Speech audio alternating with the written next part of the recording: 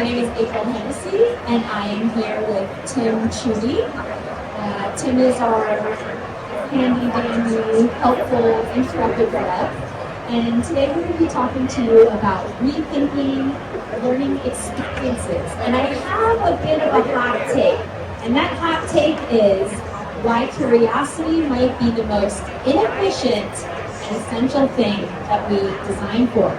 So let's dig into this. So, yes, curiosity is efficient. And if you have been listening to conversations around this conference and just in the workforce in general, it's all about efficiency these days, right? You want speed, you want certainty, you want quick answers and getting to execution.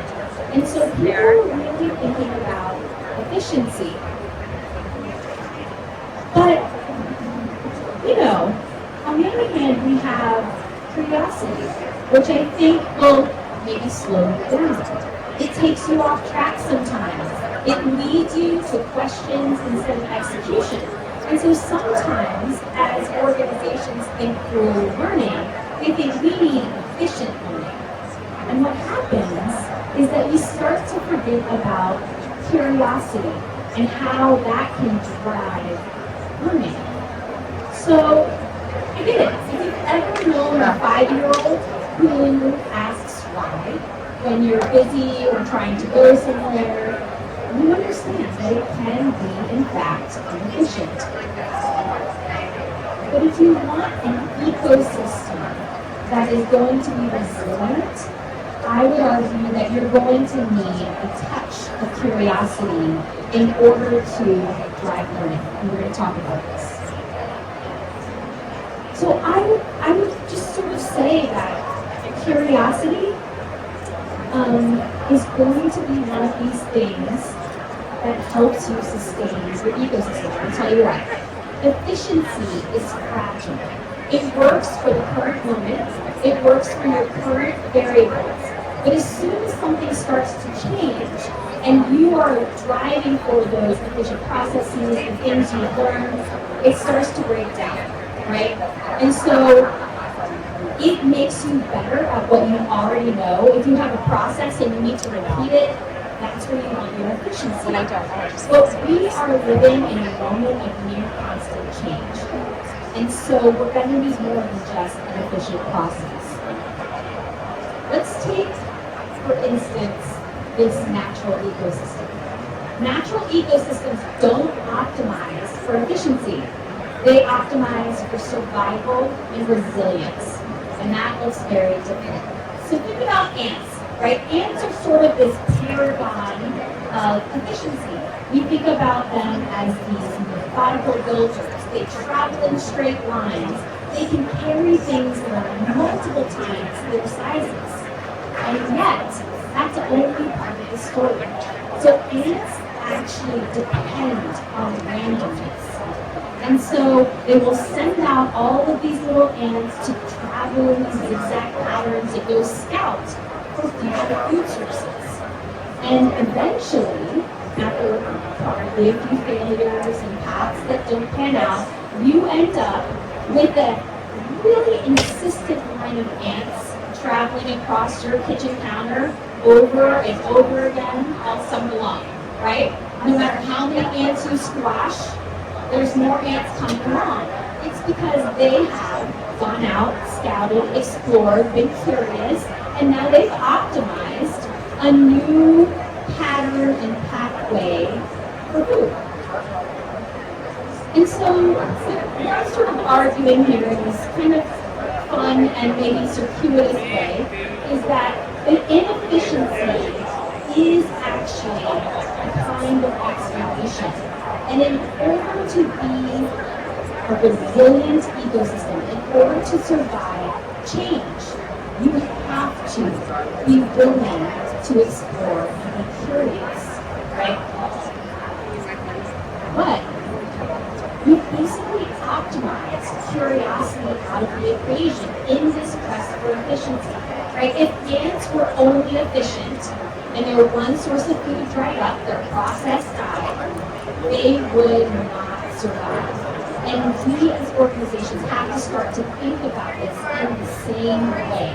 If we take all of the curiosity out of our learning because we just want people to be faster, we want them to be streamlined in their learning. We want linear paths. We want to cut off the variation and the room for questions. If we want to know that they know the right answers and we want them to move on, and if we just want fast delivery, training that gets in and gets out, we are losing parts of learning that are sustainable, right? And so, please, Tim. I want to jump in here. I wish I could stay, but I gotta go back. LED, as April said, excellent at finding efficiencies, right? Templatizing things, getting to that speed. But what we really overlook in this kind of life is this concept called zone of proximal zone of development, which is essentially designing for failure, which is a little counterintuitive. It tells what you have. You don't want to just force feed a learner what they need in order to get to completion in an efficient time. We want to challenge them, right? Allow them to stretch themselves so that they build that resilience and have that deep learning in order to see what the skills that they have. Yeah, and so this is one of the reasons why we partner with Tim at Intrepid. Because if curiosity is inefficient, but we want to cultivate that curiosity in our learning, then we need to design environments that will make space for people to both learn in ways that are still efficient for the organization, but also make space for that creativity and exploration. Space, so that's what I'm going to talk to you about. I'm going to start with an analogy. All right, we know learning isn't linear. And think of a roller coaster. Right? Has everyone been on a roller coaster? Have you been on one that goes straight across at a slow speed? No, of course not. That would be the most boring roller coaster in the world. Roller coasters go slowly up and then faster, and then they do a loop-de-loop. And they have big changes in pace and intensity. And so the learning experience should be very similar to that.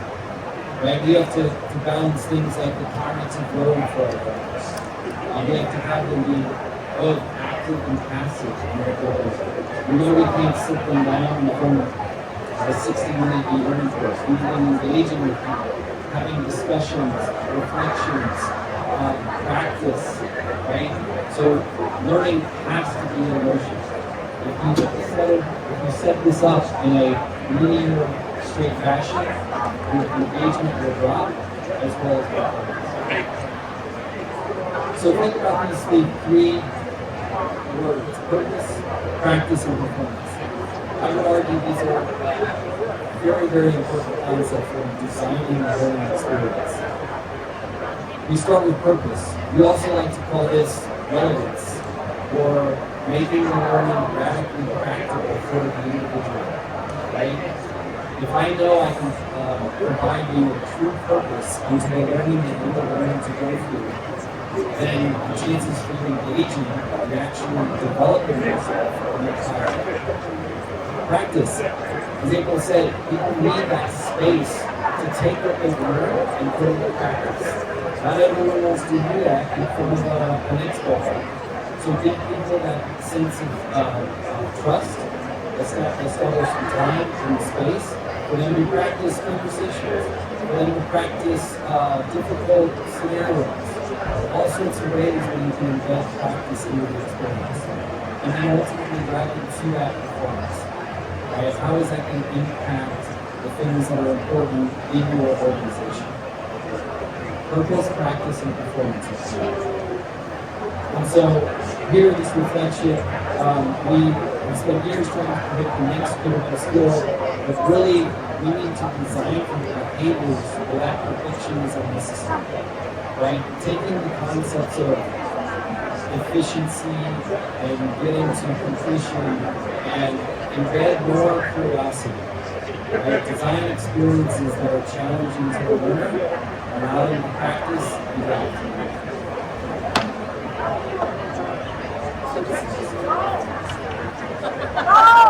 I think we have on these demo stations, we have Intrepid pulled up. It's what we're using to demo Blanchard's content right now. And in Intrepid, it is AI enabled. It's able to do that kind of video practice coaching technique. You can have conversations. It's gamified. You're earning points and badges. It is a really dynamic system if you're looking for scale revenue across regions, right? So if that's something you do, if that's something that you're interested in, we're happy to answer questions or show you a little bit about what the tech looks like. But are there any questions right now from the audience?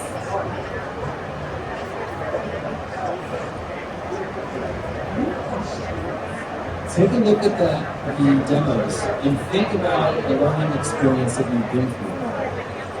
And put it next to them, right?